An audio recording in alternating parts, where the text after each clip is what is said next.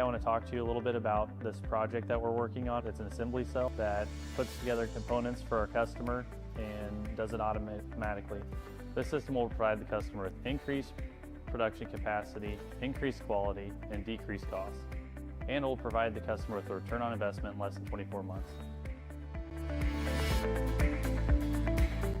The first robot removes the part from the customer's roll former and places it into the drip tray.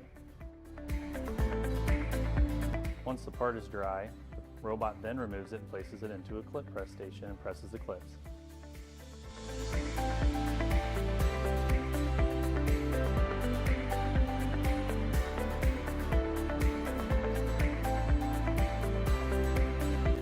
After the clips have been pressed, the robot places the part into the seal pull station and pulls the seal through the part and trims it to length.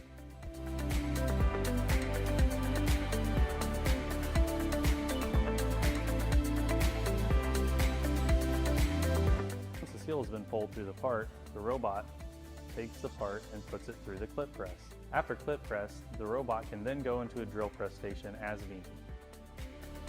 Once the part has been assembled, the robot then places the part into a cart to be removed by the operator.